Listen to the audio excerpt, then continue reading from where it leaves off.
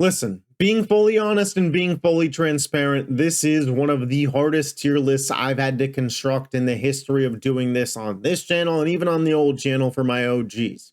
Honestly, there's going to be a lot of congestion. There's a lot of teams that I think it can go either way. And there's a lot of teams that it's really tough to rank at this point in the season based on what we've seen, based on what we've known from these teams' history, and combining it all into one has been pretty tough.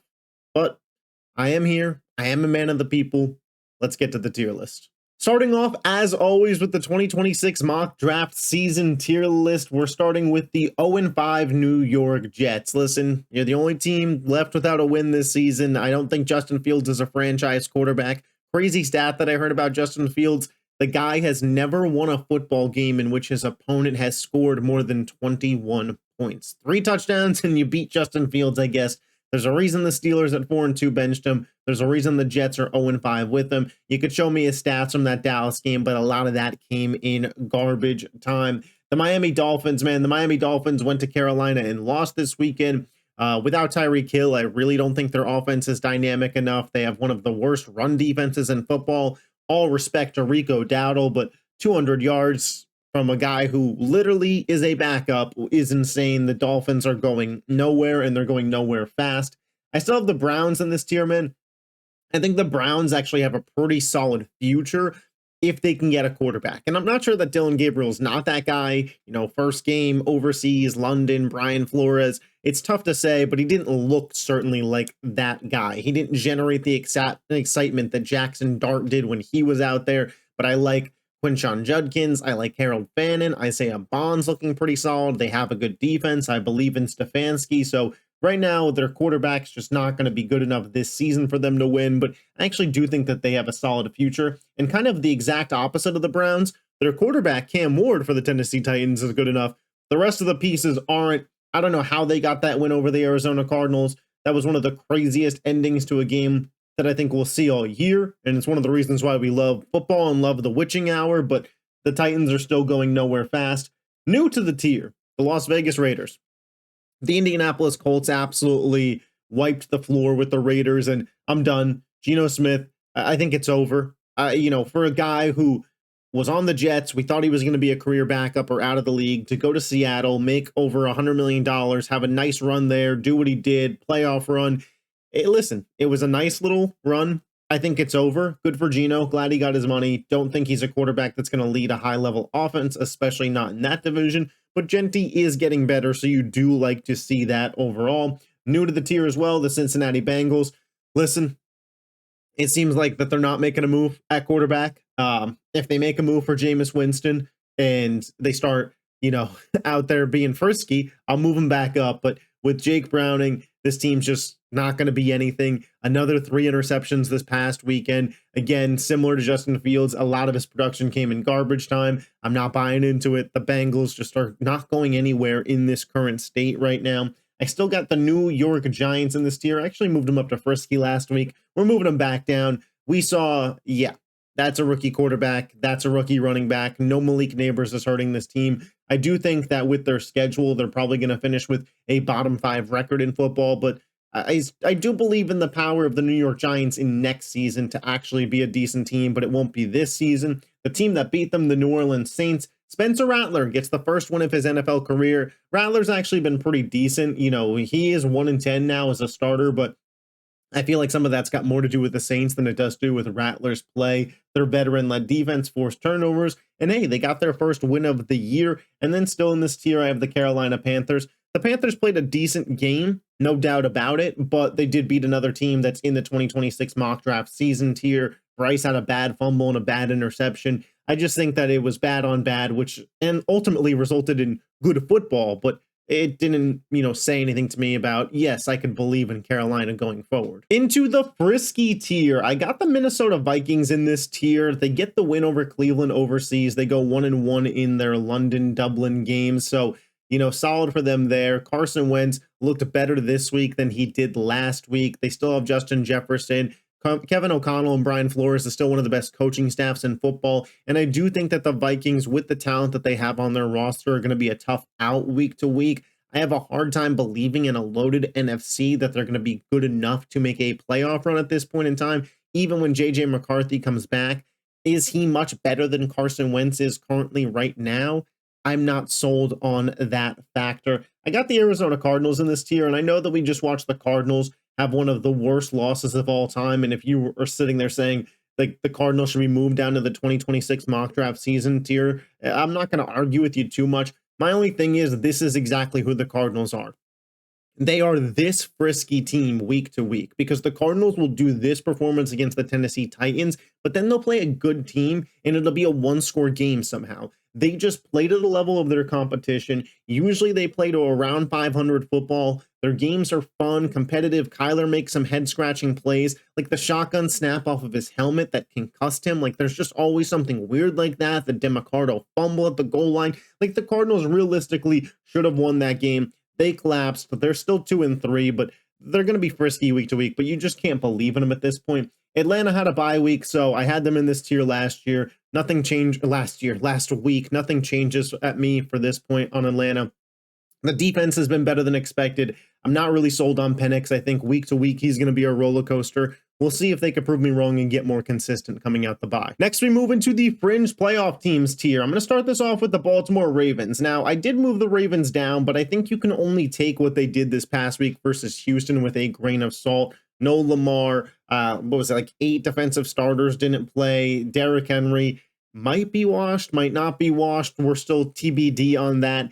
I think that it's possible that Baltimore comes back and wins their division. Vegas still has them favored too, and usually Vegas knows what they're talking about. Baltimore's tougher part of the schedule, I did think, was the first month, so there could be some better days ahead for Baltimore. I don't believe in them in terms of can they compete for a Super Bowl, but couldn't they challenge Pittsburgh for this division? I think that that's still on the board. I got the Houston Texans as well in this tier. Houston started off the year 0-3. They won 2 in a row. They beat Tennessee and beat Baltimore. You know, Tennessee not great. Baltimore in their current state not great. What do you take away from those games? Because Houston's offense did look like it was improving, and they did bring in a new OC, and weapons were getting involved, but it's also against maybe 2 of the worst teams in football at this current point in time.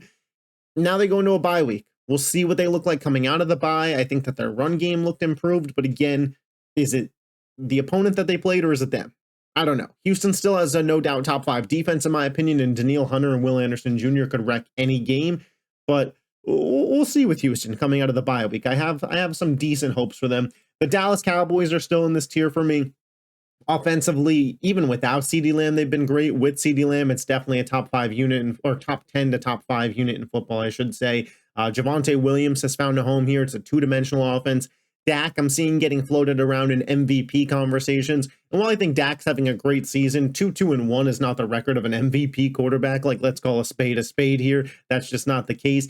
The defense looked a little bit better this week. It was against a New York Jets offense, again, that is led by Justin Fields, which there's a reason they're in the tier that they're in. They did give up points late, but, you know, how much are you going to kill a defense for playing softer coverage later in the game? Dallas had a really dominant showing this past week. And then I still got the Chicago Bears in this tier. They're coming off of a bye week. I'm really interested to see that, you know, at 2-2, what does this bye week do for the Chicago Bears? I think it's the perfect time for a team like this where Ben Johnson saw a month of football. Let's get back in the lab, see what we could do. Almost like a little mini preseason for the Bears. They started off 2-2. They get to see what they can work on. We've seen some really good flashes from Caleb, some really bad plays from Caleb.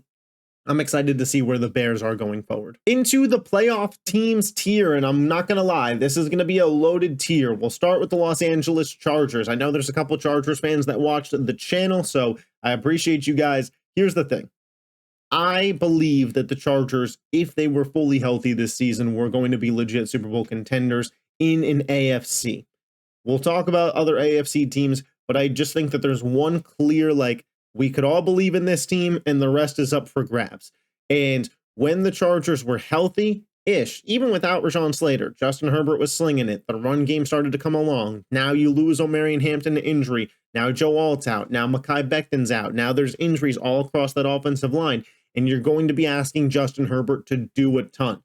We'll see if Justin Herbert can elevate and keep the Chargers' head above water over this next month, because while some of the opponents are easy, it is all going to rest on his shoulders on the offensive side of the ball. I still believe in that Jesse Minter defense. I still think it's really legit. They just gave Jaden Daniels, who's a really good player, too many opportunities. I got Kansas City in this tier next to them.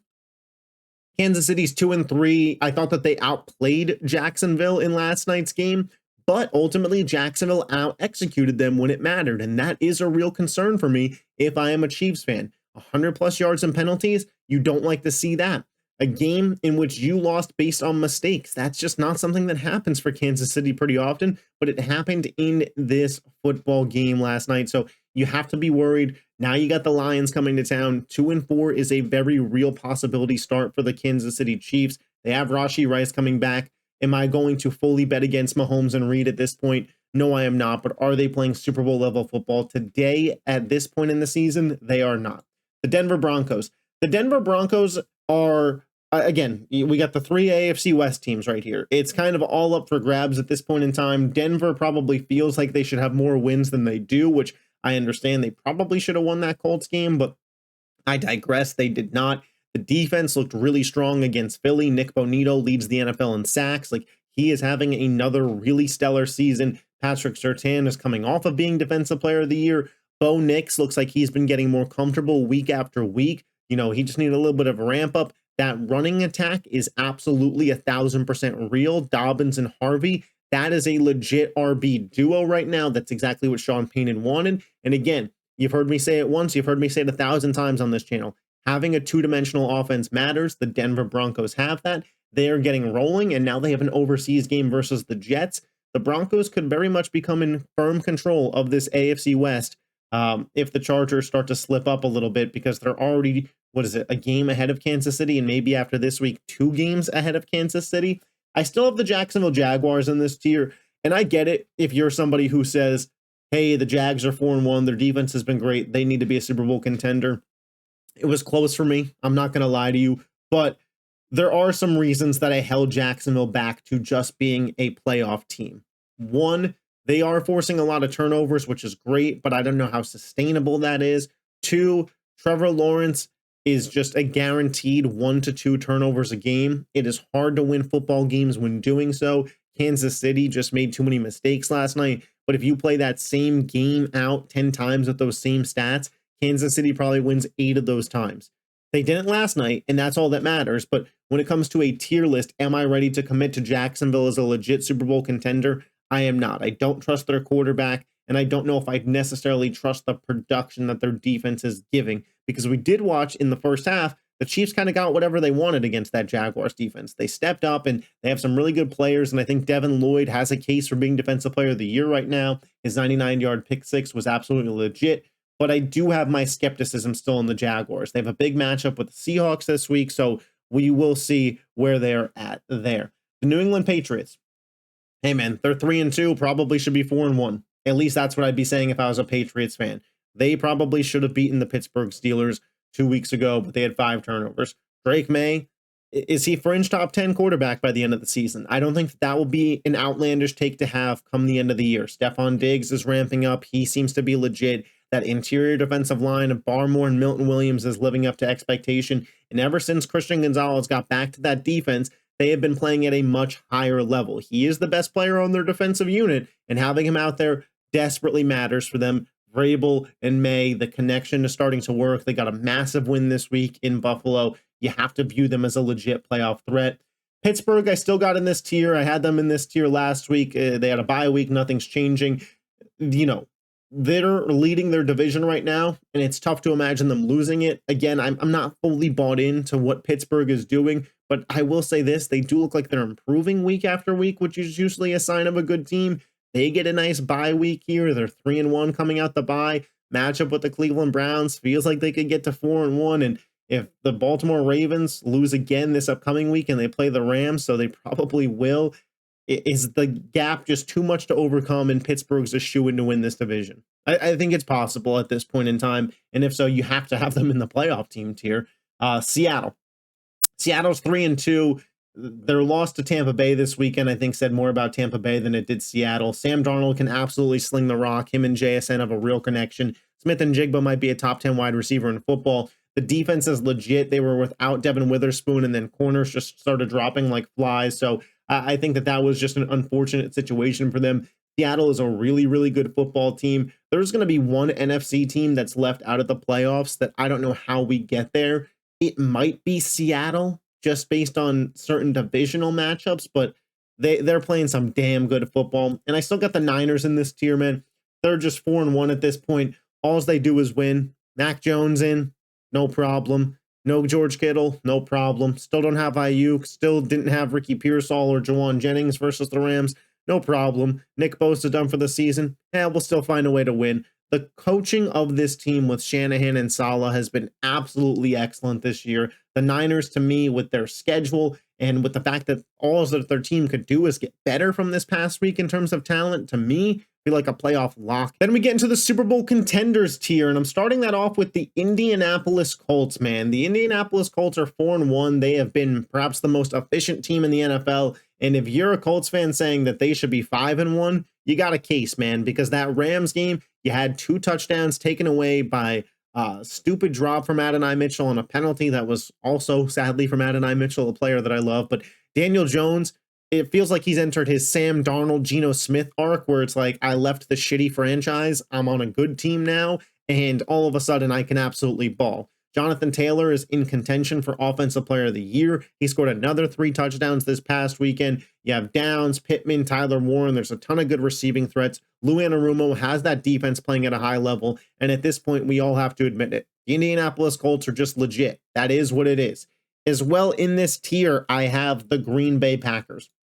Packers are coming off of a bye week, so nothing really changed for them. I still think the defense is legit. I still have my question marks about Jordan Love, but they do have a 2-dimensional offense, a high-level head coach, and a massive, massive game wrecker at the defensive end position in Micah Parsons. I got the Rams in this tier. Despite losing to the 49ers, I still think when you look at the talent of the Rams roster, you have to view them as a legit Super Bowl contender. They've kind of, the past few years, been a little shaky in the regular season. Even the year that they won the Super Bowl, they were a road wildcard team to do it. It's just how it is with this football team. But, you know, you have Stafford, you have Puka, who's absolutely the Offensive Player of the Year right now. Devontae Adams has been really solid for this team. Kyron Williams, Blake Corum, that running back duo is working. A defensive line, Byron Young's an absolute beast. You still have Verse, Fisk, guys in that secondary. Lake Kitchens are really solid. So I still have the Rams as a Super Bowl contender coming off of a loss to the Niners. I think it was just kind of a wonky game and showed the fight of the San Francisco 49ers.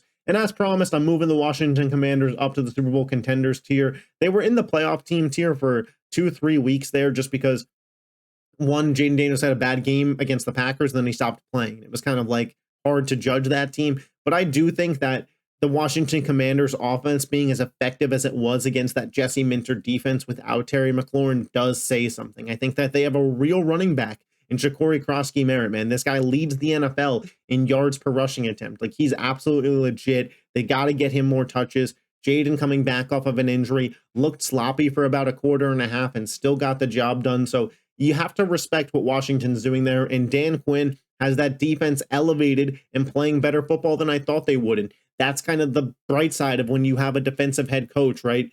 Hey, we're not going to pay a ton of guys on the defense because that's your specialty. You got to elevate those guys, and Dan Quinn's doing that. And then we get to the Super Bowl favorites tier, and you'll see here I wanted to differentiate and give some version of an opinion here because right now I don't know if there's any clear favorite. So I wanted to give some version of a cutoff. I still got the Buffalo Bills as the favorite out of the AFC. Josh Allen is still playing at an MVP level. They weren't going to go undefeated this year. They lose a tough divisional game to the Patriots, who I think a little bit snuck up on them. There are some things that Buffalo needs to get better at and do concern me. The fact that they don't have that reliable weapon number 1 is still something that I question with Buffalo. That Patriots D-line bottled up James Cook, and you could see when the run game isn't rolling, the offense isn't as dynamic as it could be if they had a premier pass catcher. The defense is still decent, and at the end of the day, it's just one loss, but there were some chinks in the armor that were shown for Buffalo. But at the end of the day, in the AFC, I still think that they're favorites. And then I got 3 teams out of the AFC, or at the NFC, excuse me. I still got Philly. Philly's coming off of a tough loss. I thought some of the penalties at the end of the game were weird, but ultimately Philly's offense still isn't at the level that it needs to be to go and compete for a Super Bowl. Not trying to take any credit away from the Broncos there. But in terms of talent, you still have Jalen Hurts, Saquon Barkley, A.J. Brown, Devonta Smith. You're the reigning Super Bowl champions. You are 4-1. The defense is absolutely legit. I think over the next 3 weeks, they play the Giants, the Vikings, the Giants, and then they have a bye week. In that next month, I expect Philly to get back to kind of in a groove offensively. If they don't, then we will adjust absolutely. The Detroit Lions, listen, Detroit over the last month, excluding week 1, you could argue has been the best team in the NFL. You could absolutely argue it. The offensive line is playing premier football. Jahmyr Gibbs and David Montgomery look really solid again. Jared Goff is hitting his weapons. Amon-Ra St. Brown is as consistent as a wide receiver you could have. Sam Laporta, after a down year 2, is picking it back up in year 3. Kirby Joseph is still getting interceptions. Aiden Hutchinson's an absolute beast. Like, the Detroit Lions are a really good football team. That's just the matter of the truth there. And then I got the Buccaneers, man. The Buccaneers are hurt, down receivers, down Bucky Irving this week, still down offensive linemen. And in my opinion, they have the MVP of the league right now, Baker Mayfield, leading the way, and this team is only going to get healthier. The Buccaneers are absolutely scary, and to me, they're going to win that division. They could be the 1 seed in the playoffs, and they are absolutely rolling. Like I mentioned, a lot of pile up in the mock draft season tier, in the playoff team tier. It's maybe a controversial list, maybe not. Listen, I wanted to differentiate, right? These teams are all playing very close football, but I wanted to draw my line in the sand as to the teams that I thought were more legit than the teams that I didn't think, as in terms of Super Bowl contenders. You could disagree with it. You could say you want to flip-flop, whatever, but I wanted to give you guys a real opinion to go off of. I wasn't going to just throw all 8 of these teams in Super Bowl contenders and be like, there's no favorites. That would have been stupid. The playoff team tier, obviously, it's pretty congested. Like I mentioned in the NFC, we got 6 teams right there and then 2 right here. That's 8. That is more than enough. But you tell me which of these teams isn't playing playoff level football right now. Like, someone's going to be an odd man out, but I don't know who. In terms of legit contenders in the AFC, it is really hard to come by. The Colts are probably playing the best football, but I trust the Bills quarterback way more, and they're still 4-1 playing good football. So it was really, that's kind of what it came down to there. And then this, 6-team pileup of, are any of these guys going to emerge out the pack and be legit contenders? Or, even Baltimore and Houston, could they sneak their way up into there? The NFL is crazy, man, through 5 weeks. So these are my thoughts, a little bit of explanation there. Let me know your thoughts in the comment section down below. What did I get right? What did I get wrong? If you love the NFL and you're not yet subscribed to this YouTube channel, hit that button. We're on the road to 400 subs. Super, super close to that. Hit the like button if you like these kind of videos to let me know to keep putting them out, keep doing them, and I will catch you guys next time. Peace.